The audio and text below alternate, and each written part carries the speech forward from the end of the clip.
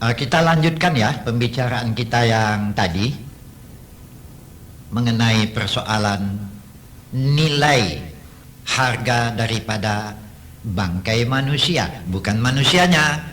Kalau manusianya ini sudah lain ceritanya. Tadi kita menilai perkara bangkai ini, ya, tubuh manusia. Ya, kalau ingin saya jelaskan lebih lanjut bahwa tempat yang engkau duduki sekarang ini, entah apalah ya, maka dapat engkau duduki karena ada orang yang sudah pergi. Engkau juga termasuk orang yang akan pergi. Kalau sudah pergi, itu tidak akan kembali lagi. Ini yang maut.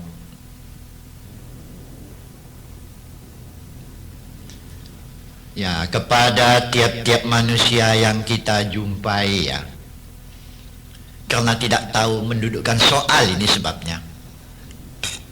Ya, terutama sekali bagi mereka yang tidak sedikit juga pernah mendengar mengenai ketuhanan, tidak pernah mendengar mengenai persoalan mati di seberang kematian. Barangkali sudah dapat dipastikan. Kalau kita katakan, bagaimana saudara? Bersedia mati? Oh, menggeletar barangkali dia ya. Menggigil tubuhnya. Ya, takut benar kiranya manusia itu kepada mati ini. Padahal mati itu dia sendiri tahu. Dia akuinya pun pasti datang. Memang kalau kita tidak bersiap, memang soal di seberang kematian itu mengerikan ya. Memang betul. Kalau tidak bersiap, ngeri memang. Sebab itu maka hidup di dunia ini jangan sampai dipermainkan dunia ya. Jangan sampai tertipu hidup mengikutkan hawa nafsu, semau nafsu saja. Memang nafsu ini satu rahmat daripada Allah untuk kita. Nafsu ya, satu rahmat. Kalau tidak ada nafsu, memang segala nikmat yang ada di dunia ini nggak ada artinya sama sekali. Tapi yakin tidak bahwa nikmat yang disediakan Allah di seberang kematian sana bagi orang yang takwa itu nilainya lebih tinggi. Berapalah nikmat dunia ini? Di dalam hadis yang diriwayatkan oleh Imam Bukhari mengenai rahmat Allah, maksudlah nikmat Allah ya. Nikmat makanan, nikmat pandangan, nikmat pendengaran ya, sampai kepada nikmat nafsu seks umpamanya dan yang lain-lain lah ya. Itu hanya 1% ya yang ada di dunia ini. Rahmatullah, rahmat Allah itu mi'atu juz'in, 100%, itu hanya 1% yang di-drop Allah ke dunia. 99% lagi itu yang disiapkan Allah, yang akan diberikan kepada yang bagaimana? Yang takwa. Dahsyat sekali. Kalau yakinlah manusia ini mengenai persoalan yang semacam ini, wah, makin cepat mati makin baiklah. Cuma bunuh diri tidak boleh. Bunuh diri itu dianggap orang yang putus asa itu. Saya ingin mengingatkan kembali ya, jangan sampai lupa. Kamu jangan sampai lupa bahwa tidak satu pun nanti yang dapat luput daripada kematian itu. Cuma jangan takut. Jangan manusia itu menyangka bahwa kalau dia telah dapat luput daripada hukum-hukuman Allah di dunia ya, hukum dunia dulu ya, jangan hukum Allah dulu. Macam hukum dunia Ya karena pandainya bersilat lidah, lepas. Banyak orang yang mendeking, bisa lepas dari perbuatan salah. Atau banyak uang apa namanya ini, uang sogok ya, uang pungli, entah uang sogok, entah uang apalah namanya, yang dapat diberikan bisa lepas. Tapi dengan malaikat maut nggak bisa tuh. Malaikat maut nih, berapa kau mau? Nggak jalan itu. Hasya wa kalla. Tidak satu pun di antara kamu yang bisa lepas.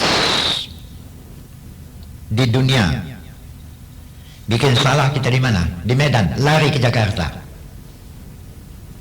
Dari kejar ke Jakarta, lari ke Singapura. Bisa ya?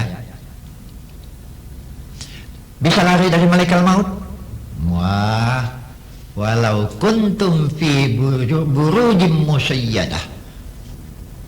Ya tak bisa. Yudrikumul maut ya. Walau kuntum fi burujim musayyadah.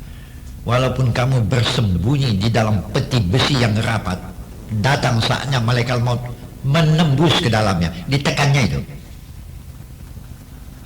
Tapi kalau kita bersiap, wah itu tidak ada khawatir. Awas ya, kita akan dihadapkan kepada Allah di bumi mahsyar nanti. Itu yang dikatakan hari berhisab. Tidak seorang pun dari manusia yang bisa dapat luput daripada menghadap Allah untuk memperhitungkan segala yang diperbuatnya. Jikalau mati sudah tidak dapat dihindarkan, ini sebetulnya sudah cukup menjadi alasan bahwa tidak seorang pun yang dapat menyembunyikan diri daripada hukum Allah. Surga hebat, ya. Bisa curi masuk ke surga? Enggak. Curi masuk ke surga enggak bisa. Kalau kita mau pergi ke Jakarta, curi masuk ke kapal, entah Tampu Mas, entah kapal barang, bisa saja ya. Mengelak-ngelak. Sungguh ya, luar biasa sekali orang yang begitu berani memperbuat kemungkaran. Seolah-olah dia tidak akan mati-mati. Lupa manusia itu bahwa dia adalah manusia yang sangat lemah. Kenyataan lemahnya itu mudah dapat dilihat. Kalau sudah kantuknya menyerang, apalagi sudah tidur nyenyak. Jangankan harta di dalam peti yang disimpannya, tubuhnya itu sendiri pun sudah tak dapat dikuasainya lagi. Apa yang dapat diperbuat oleh manusia yang sedang tidur nyenyak itu?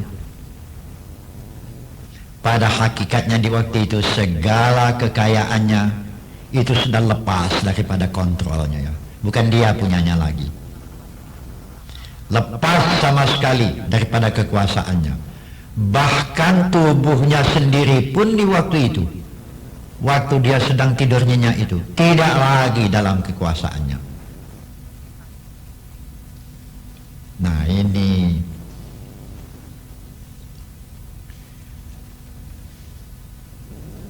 kalau bertanya mati itu sakit Ustaz, ada juga yang bertanya. Saya sendiri pun tak tahu, belum pernah mati lagi, mana tahu apa sakit apa enggak. Tapi ini ada beritanya ya, satu riwayat. Ya riwayat ini riwayat yang saya kutip pula ini ya. Riwayat yang didengar tuh begini ya. Ini riwayat ya, cerita ini.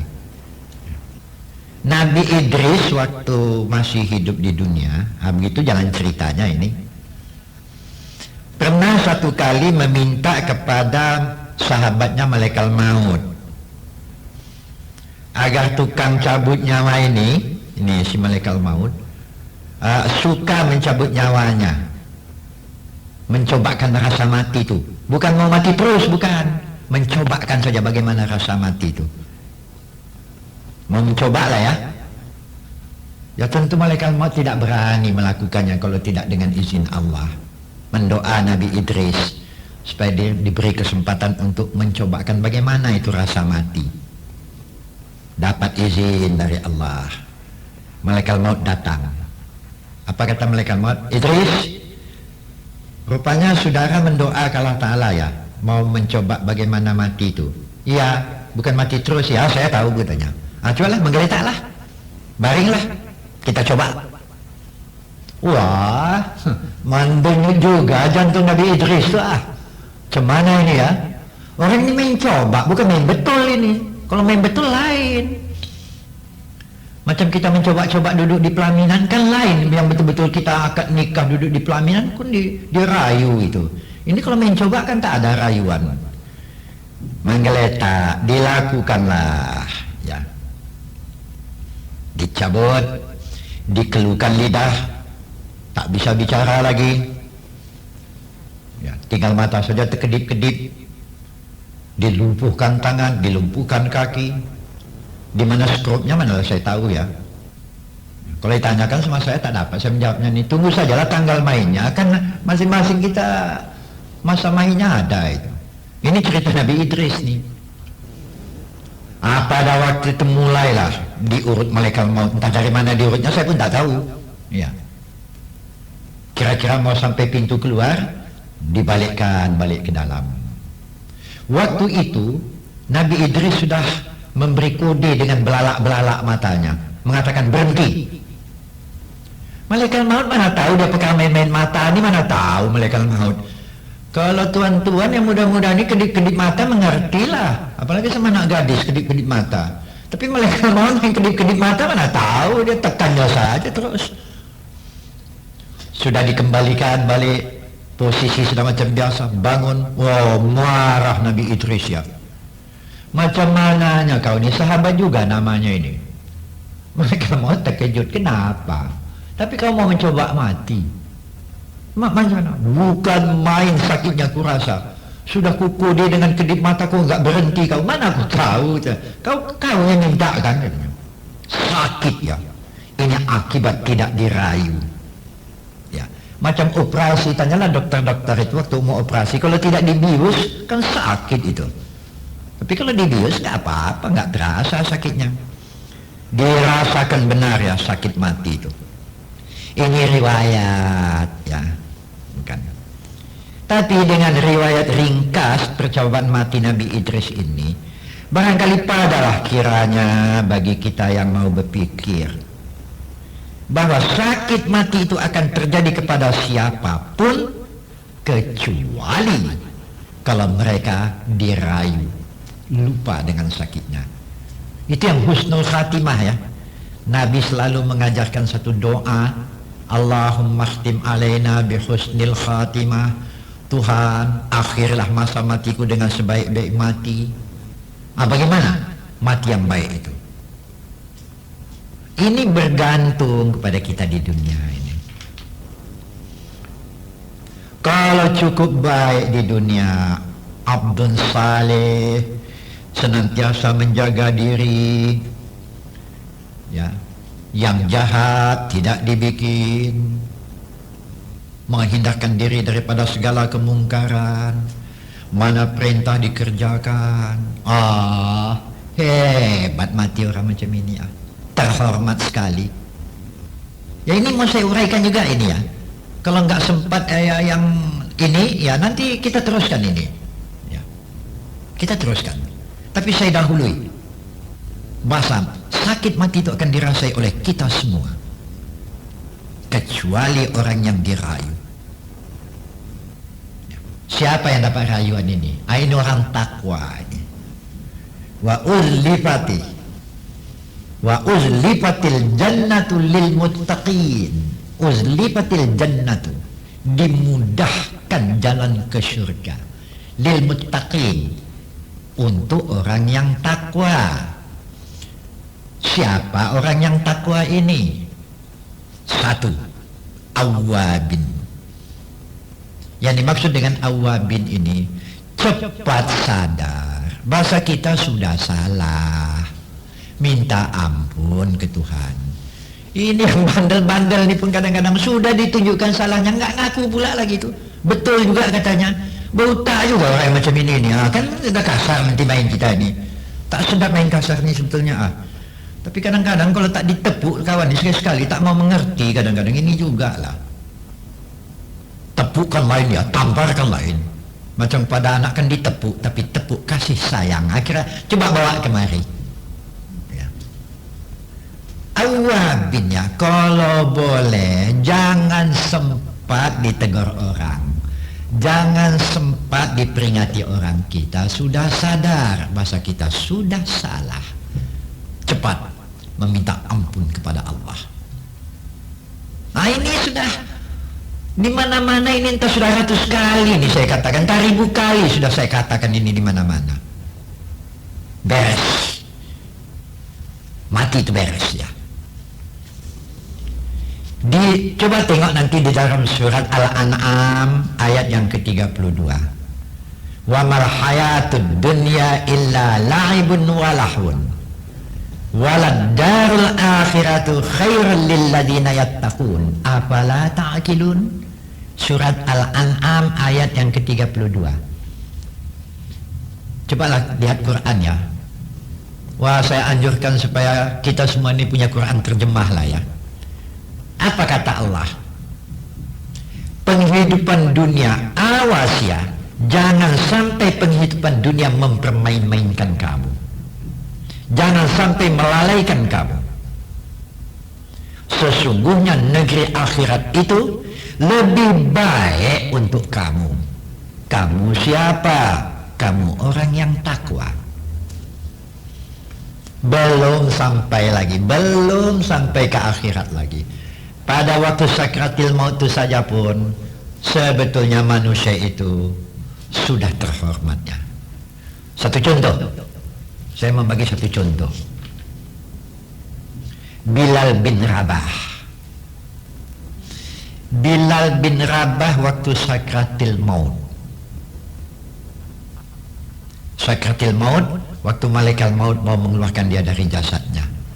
Tiap-tiap seseorang yang akan dikeluarkan malaikat maut dari jasadnya itu tidak langsung malaikat maut mencabutnya terus keluar, tidak. Itu pakai tata tertib juga itu. Ya, pakai upacara juga itu. Nah, sebelum saya menerangkan itu, saya terangkan dulu cerita Bilal bin Rabah ini dulu. Bilal bin Rabah ini tadinya seorang hamba yang dimerdekakan oleh Rasulullah dan sahabat-sahabat. Bilal bin Rabah ketika sakratil maut dia berkata, wahai, sungguh menggembirakan, sungguh menggembirakan. Terkejut bininya, istrinya terkejut. Apa kata istrinya? Wahai suamiku, apa yang Tuhan katakan ini?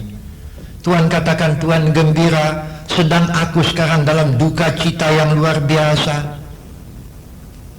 Kok Tuhan katakan gembira?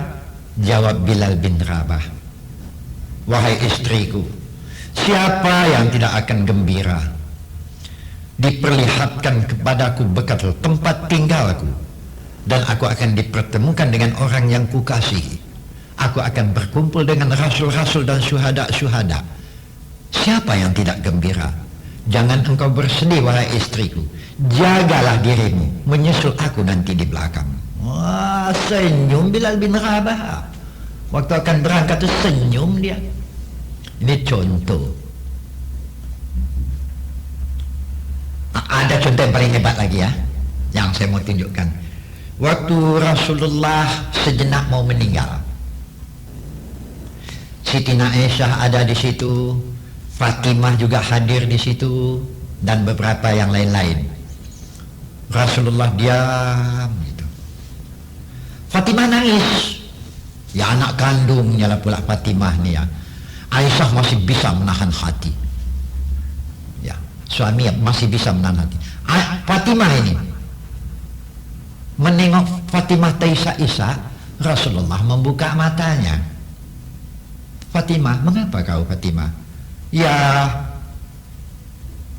jangan tinggalkan Fatimah ya, anak kandung lah pula ya. Rasulullah senyum, dia tarik kepala Fatimah, berbisik dia. Apa yang dibisikkannya tidak ada yang tahu. Di belakang nanti baru tahu. Dari Aisyah ini riwayat ini. Kemudian baik Rasulullah, baik Fatimah memandang satu arah. Waktu itu terlihatlah Fatimah tersenyum. Sesudah dilepaskan oleh Rasulullah kepala Fatimah, Fatimah tidak lagi menangis, dia senyum terus.